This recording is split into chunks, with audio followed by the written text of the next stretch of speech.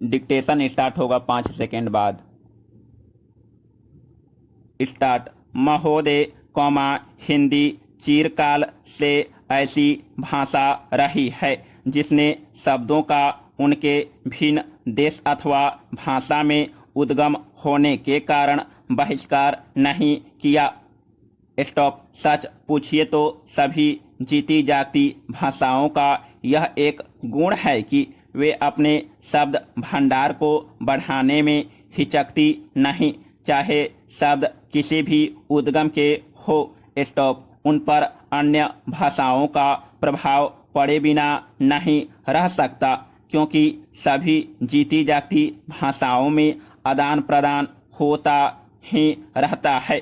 Stop. इसलिए जब हम हिंदी को भारत के लिए एक सार्वभौम भाषा बनाना चाहते हैं तो प्रादेशिक भाषाओं के शब्दों और मुहावरों के लिए भी द्वार खुला रखना चाहिए। स्टॉप। मैंने ऐसे कई लोगों के लेख देखे हैं जो हिंदी भाषी नहीं हैं और जिन्होंने हिंदी का अभ्यास राष्ट्रीय कामों के लिए ही किया है। स्टॉप। उनके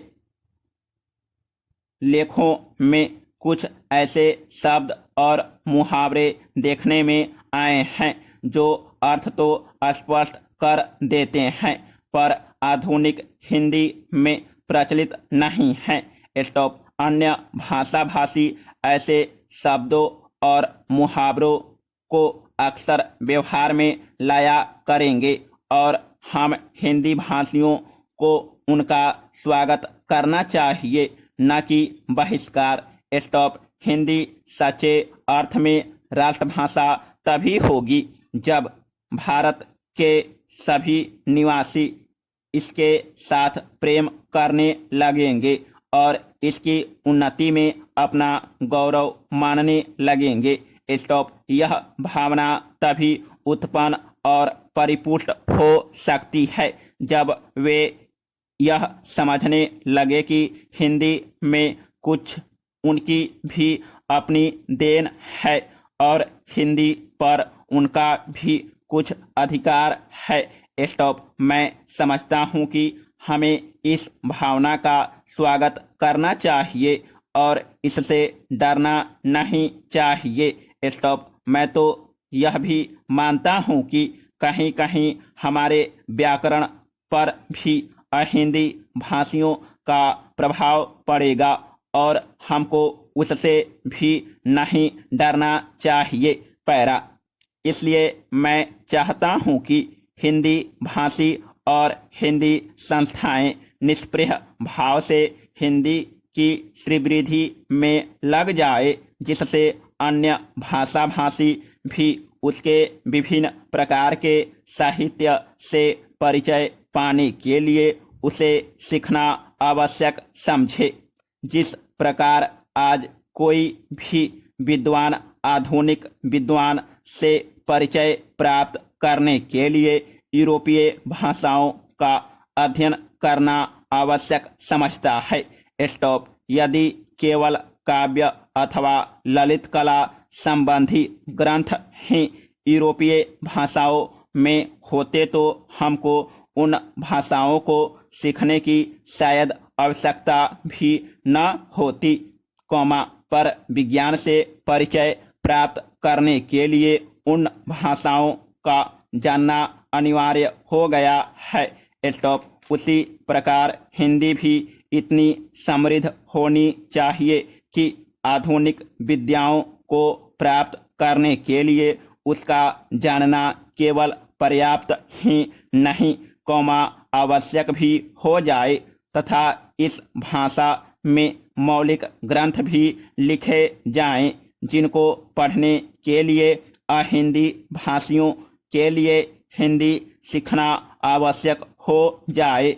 स्टॉप। जितनी बड़ी संख्या हिंदी जानने वालों की है, उतनी बड़ी संख्या संसार में 2-3 भाषाओं के बोलने वालों की है।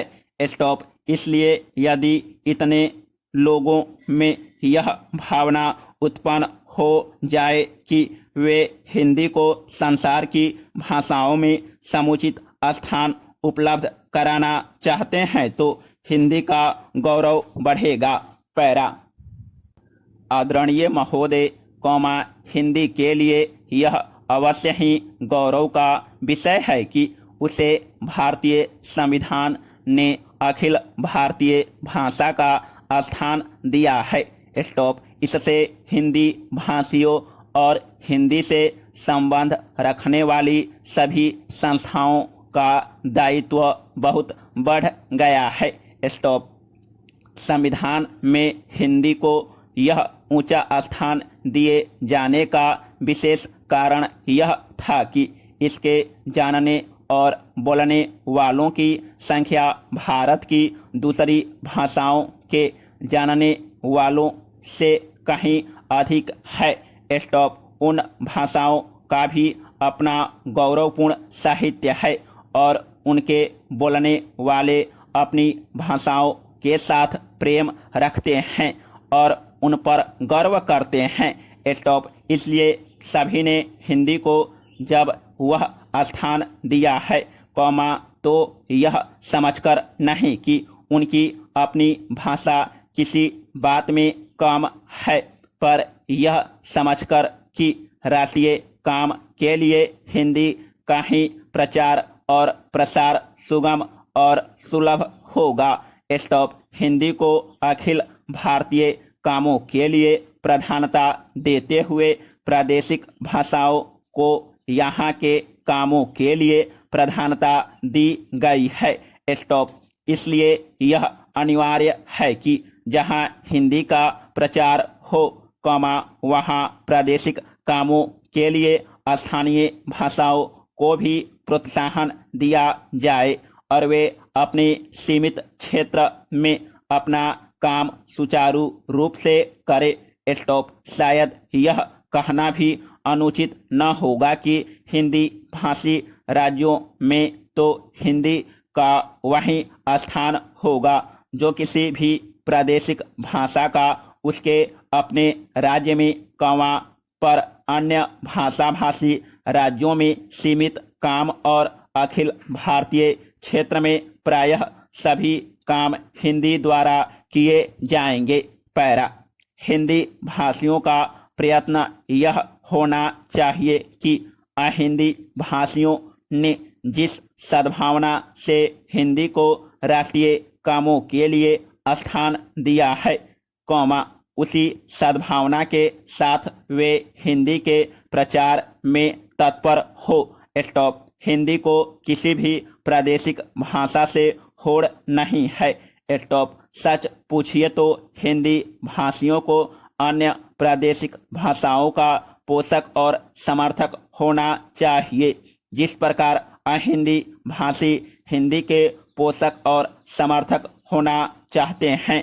स्टॉप। हिंदी भाषियों के व्यवहार और आचरण से यदि कहीं भूल से भी यह आभासित हुआ कि हिंदी अन्य सभी भाषाओं से अधिक समृद्ध, अधिक परिपुष्ट साहित्य वाली या प्राचीन तथा नवीन विचारों और भावों को व्यक्त करने में अधिक शक्तिशाली भाषा है और इसलिए इसको अधिकार है कि अखिल भारतीय राष्ट्रीय कामों के लिए यह राष्ट्रभाषा मानी जाए, तो इसका फल यह होगा कि अन्य भाषा भाषी हिंदी के प्रति ईर्ष्या करने लगेंगे और जो संविधान चाहता है, वह काम पूरा नहीं हो सकेगा और हिंदी उस स्थान को प्राप्त नहीं कर सकेगी जो संविधान ने उसे देने का निश्चय किया है। स्टॉप। दूसरे शब्दों में हमें हिंदी का प्रचार नम्रतापूर्वक करना चाहिए। स्टॉप। मुझे यह कहते हुए बड़ा हर्ष होता है कि इस दिशा में नागरिक प्रचारणी सभा का दृष्टिकोण सदा से व्यापक और उदार रहा है। स्टॉप।